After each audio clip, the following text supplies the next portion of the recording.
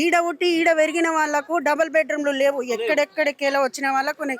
మనకి ఇప్పుడు ఈ ఇండస్ట్రీ అంతా తీసేస్తే మాలాంటి గరీబ్ వాళ్ళకు ఇండ్లు ఇస్తే అది ఒక పేరు ఉండిపోతుంది కదా. ఎక్కడెక్కడికో మీరే చూసుకుంటే గరీబ్ వాళ్ళంతా ఎక్కడికి వెళ్ళాలా? మాలాంటి వాళ్ళ పరిస్థితి ఎక్కడ? మా పిల్లలకు ఉద్యోగాలు లావే, మాకు ఇండ్లు లేకపోయే, ఎక్కడ పోవాలి చూడడానికి హైదరాబాద్ లోనే ఉన్నాము. హైదరాబాద్ కి ఎవరు మేలు చేస్తారు?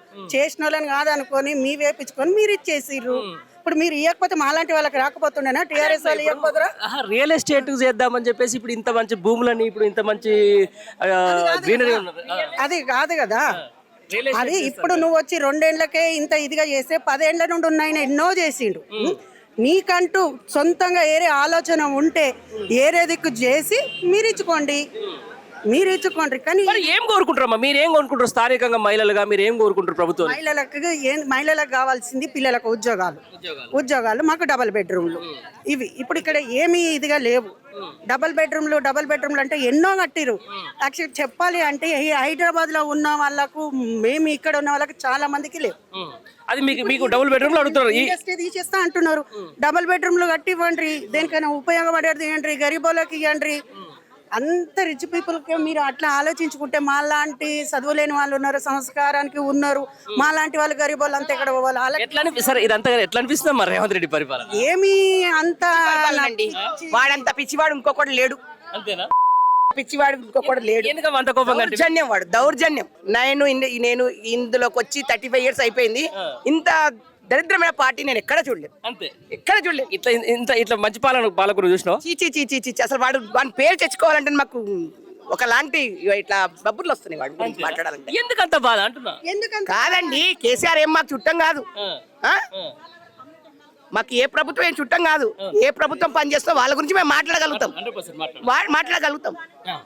మేము ఎంత కష్టపడి తెలంగాణ తెచ్చుకున్నామో మాకు తెలుసు. ఇవాళ వాడు భూకర్తాలు ఉండా, వీడి భూకర్తాలు, వాన అయ్యేసాలే, వీళ్ళ అయ్యేసాలే. అరే వచ్చిన దాని గురించి మాట్లాడు భయ్, పోయిన దానికే మాట్లాడుతున్నావు. ఉన్నదాని గురించి మాట్లాడు. పోయిన దాని నుంచి కూడా తోడుకోనికి వచ్చినావా నువ్వు? వీడికి పోయిండు, వీడు వచ్చే వరకు ఏం లేవు లంక బిందెలు అంటే నువ్వు లంక బిందెలకు వచ్చినావా? లంక బిందెలు నేను వచ్చినావా భయ్? ఆ రోజు ఏమన్నా ప్రభుత్వం లేకముందు నేను వచ్చి నిలబడతా, కానీ నా జోబులకైనా ₹1 పెట్టాను నేను అన్నావు. ఇవాళ ఎందుకు మాట్లాడుతున్నావు డబ్బు గురించి? అవి లేవా మా దగ్గర రికార్డింగ్? మా దగ్గర లేవా రికార్డింగ్? మేమేం పిచ్చోళ్ళమా? నీకన్నా నాలెడ్జ్ ఉందా? మా పిల్లలు ఎంత కష్టపడి చదివించడం మాకు తెలుసు. నా ఇంట్లో 3 ఉన్నారు, ఒక్కరికి ఉద్యోగం లేదు. నేను ఇక్కడ పుట్టి పెరిగిన. అదే 2 లక్షల ఉద్యోగం ఇచ్చినామని చెప్తా అంటున్నాడు. రమ్మండి భయపడుకు, జనాలకు రమ్మనండి, రాళ్ళతో కూడా చూపెట్టమనండి, ఎక్కడుందో చూపెట్టమనండి. అరే తలసానండ చేసిన పనులు ఎవరు చేయలేరండి ఇంతవరకు. ఏ ఎమ్మెల్యే చేయలేడు. చేయడు. ఆయన మంత్రిగా కాదు, ఒక అన్నగా నిలబడ్డాడు. మొత్తం ఒక పెద్దన్నగా నిలబడ్డాడు మాకు. ఆయనే ఒక మెసేజ్ పెడితే మేము అందరం వస్తున్నామంటే మాకు ఇళ్ళ పనులు లేవండి. ఇప్పటివరకు మేము బయలుదేరినాం. ఎప్పుడు నడవాలని చూసారా మీరు? మరి ఆయన ఎవరు అసలు చెప్పండి? ఎట్లా అనిపిస్తుంది అంటున్నా మొత్తానికి రేవంత్ రెడ్డి ఇదంతా చేస్తున్నట్టు కదా? రాలిచ్చినట్టుందండి, పిచ్చోని చేతికి రాలిచ్చినట్టుంది. అంతకన్నా మించి ఇంకా మేము ఏం మాట్లాడాలి? ఎట్లా ఇప్పుడు ఇంకా 3 ఏళ్ళు భరించాలిగా? ఏదో నాటకు వచ్చి పోతే బాగుండని మొక్కుంటున్నా దేవుడికి. లేదు, నేను నన్ను చేసిన పర్వాలేదు, నేను చెప్తున్నా కదా. ఎందుకంటే మాకు అంత మండుతుంది ఇక్కడ. మేము ఎంత పని చేసామో మాకు తెలుసు. ప్రజాపాలన అంటుర్రు, పేదల పక్షం అంటుర్రు, మహిళలకు ఇంద్రమ్మ చీరలు అంటుర్రు. అన్న నీ గుడిసెలు కూడా కొట్టమన్నాడు రా, నీ గుడిసెలు కూడా కొట్టమన్నాడు. ఎంత గోస పట్టుకుంటున్నారు ఆ పిల్లలు. ఇంత చిన్న పిల్లలు మురుక్కాలో పక్కన కూర్చొని, ఇంట్లో కూర్చొని మేము వాట్సాప్ చూసుకుంటే ఏడ్చుకుంటున్నామండి. పుస్తకాలు సంతలు పెట్టుకొని పిల్లలు ఒక్కొక్కరు ఏడుస్తుంటే ఎంత బాధ చేస్తుంది. వాళ్ళు కనబడ్డారా భయ్? ఉండండి దోసుకో వద్దన్నాడు, నీకు వద్దన్నాడు ఎవడన్నా? లేనోనికి పెట్టాలి, ఉన్నోళ్ళు దోసుకొని లేనోళ్ళకైనా పెట్టాలి. రైట్, ఇప్పుడు ఇదంతా మన ఇంద్రమ్మ చీరలు ఇచ్చిన ఇవన్నీ ఇస్తున్నాం, రేపు పొద్దున మహిళలకి 2500 కూడా ఇస్తామని చెప్పేసి అంటున్నారు కదా. ఇప్పుడు నువ్వు ఎన్నేళ్ళు అయింది వచ్చి?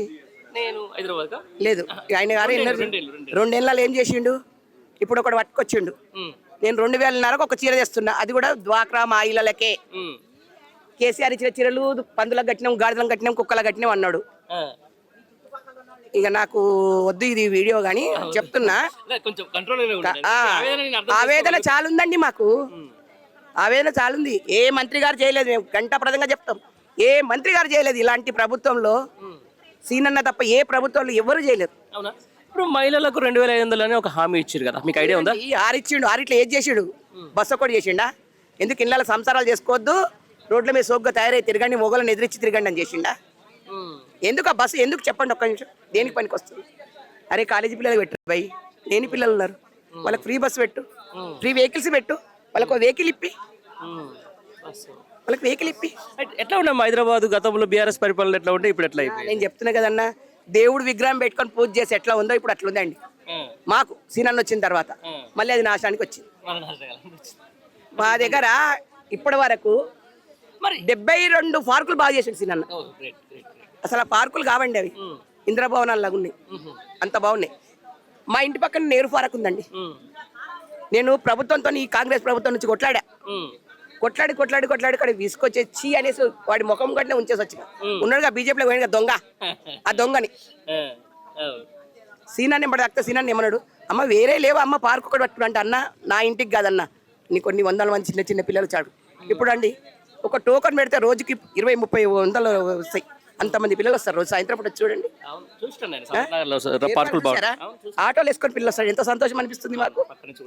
అయితే మరి ఇంత చెప్తున్నారు మీరు, ఇంకా 10 ఏళ్ల పాటు నేనే ముఖ్యమంత్రి ఉంటా అంటుండే మరి రేవంత్ రెడ్డి. అన్న ఇవాళ ఎవడు ఉంటాడు, రేపు ఎవడు ఉంటాడో తెలియదు.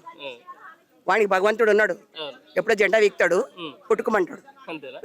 ఉన్నాడు ఒక కొయ్య, దానికి ఇక ఉన్నది ఒకటి, ఏం చేసుకుంటాడు? ఎంత సంపాదించి ఏం చంపేసుకుంటాడు? అరే పేదలకు పెట్టి నువ్వు పోయినా కానీ నీ మీద పూలు చల్లుతారు. సరే, ఇది అంతా పేదల ఆవేదన మొత్తానికి. ఆవేదన చాలా ఉందండి, చాలా అంటే అసలు చెప్పలేని వర్ణాతీతంగా ఉంది. ఒక పెద్ద మనిషి మొన్న అంటుంది, చిచి వాడి మాట చెప్పకూడదు, కానీ కాలు మొక్క మొక్కు వాడి మాట అనేది తీయకు నువ్వు.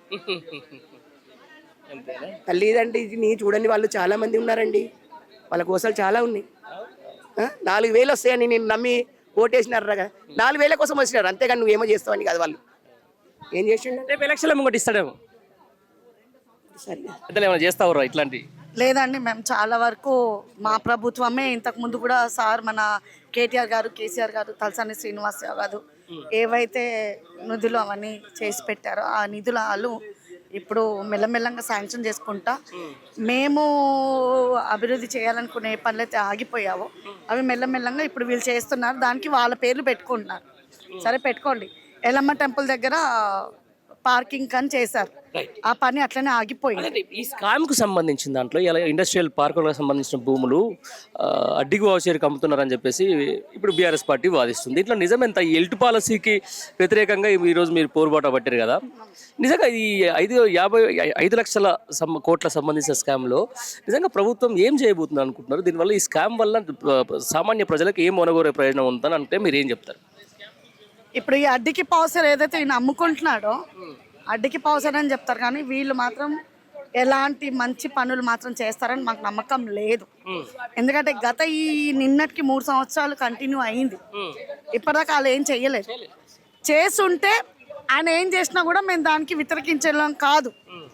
ఈరోజు ఇంత పెద్ద ఏరియా చాలా మంది పొట్టల మీద మన్ను పడే పరిస్థితి వచ్చింది.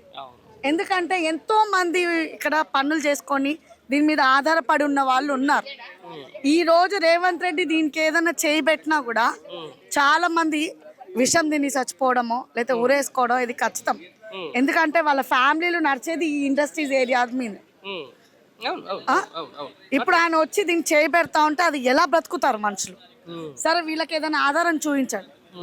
ఇప్పుడు మీరు తీసుకెళ్ళి ఎక్కడ దూరం వేసినా కూడా ఇక్కడ నుంచి వాళ్ళకి అక్కడ జర్నీ చాలా ప్రాబ్లం అయిపోతుంది. ఎంతో మంది ఫ్యామిలీ రోడ్ మీదకి వస్తాయి. సరే మీరు చేసినా కూడా వాళ్ళకి ఇక్కడ ఏదైనా ఆధారం చూపించండి, గట్టి ఆధారం చూపించి మీరు ఏం చేస్తారో చేయండి, మీకు మేము కూడా వెనకాల సపోర్ట్ ఉంటుంది. ఏం చెప్తున్నారు మొత్తానికి ఏం చెప్పబోతున్నారు? ప్రజలకు ఏం చెప్పదలుచుకున్నారు ఈ ప్రభుత్వ పరిపాలన మీద, ఈ ప్రభుత్వం చేస్తున్న దాష్టికాల మీద? నేను ఒకటే చెప్తానండి, ఈ ప్రభుత్వం సరిగ్గా ఉంటే ఎవరు నోరిపెట్టోళ్ళు కాదు. ఈ రోజు రేవంత్ రెడ్డికి చిన్న పిల్లల నుంచి పెద్దవాళ్ళ దాకా తిడుతున్నారు, అది నేను చెప్పిన అవసరం లేదు, మీడియాలో మొత్తం వస్తుంది. ఏమని? నా స్కూల్ బ్యాగ్ లోపట్నే ఉంది, ఇల్లు కూల్చేశారు అని.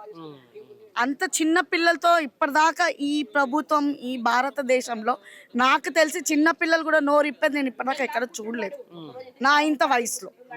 మళ్ళీ రేవంత్ రెడ్డి గారు ఎందుకు అలాంటి పనులు చేస్తున్నారో, ఆయన కావాలని చేస్తున్నారా, తెలియక చేస్తున్నారా, లేదా ఆయన చేస్తుంటే చుట్టుపక్కల ఆయన పక్కనున్న ఎమ్మెల్యేలు ఏం చేస్తున్నారు? నేను చెప్పేది అదొకటి. ఫైనల్గా మేము చాలా అభివృద్ధి కోసం పాటుపడుతున్నాం హైదరాబాద్ను, కావాలని చెప్పేసి బీఆర్ఎస్ పార్టీలు ప్రతి అడుగు అడ్డుకుంటున్నారని చెప్పేసి అంటారు. దీని ఎట్లా చెప్తారు? మేము అడ్డుకుంటున్నాము అంటే మీరు ఎందుకు చేస్తున్నారు అలాంటి పనులు? మేము అడ్డుకునే లాంటి పనులు మీరు ఎందుకు చేస్తున్నారు? సరే మేము అభివృద్ధి చేసామండి, నెక్లెస్ రోడ్ ఏంది, డబుల్ బెడ్రూమ్లు ఏంటి, అన్ని రకాలు మేము చేస్తున్నప్పుడు మమ్మల్ని ఎవరు ఎందుకు అడ్డుకోలేదు? ఎందుకంటే మేము అభివృద్ధి పనులు మంచి పనులు చేస్తున్నాం. ఒకప్పుడు ఒంటరి మహిళ ఎక్కడుండే, ఈరోజు ఒంటరి మహిళ ఉంది.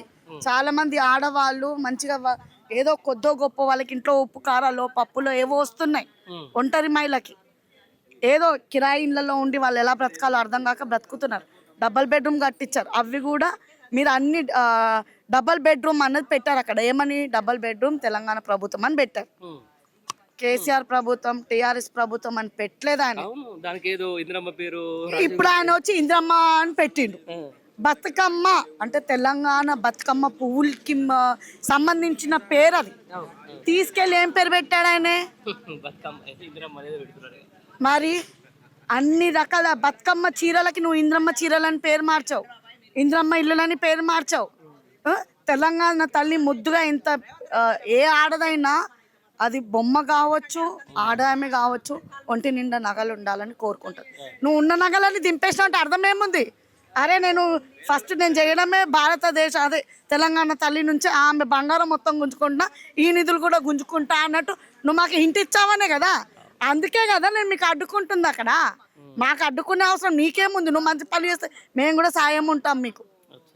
ఇప్పుడు కేసీఆర్ గారు పని చేస్తూ ఉంటే ఎక్కడెక్కడి నుంచో తెలంగాణ ప్రభుత్వం ఎంత ముద్దుగా అవుతుందని బయట దేశాల్లో కూడా చెప్పుకున్నారు. నీకు గల్లి దాటి చెప్పుకుంటే మేము హ్యాండ్సప్ చేస్తాం.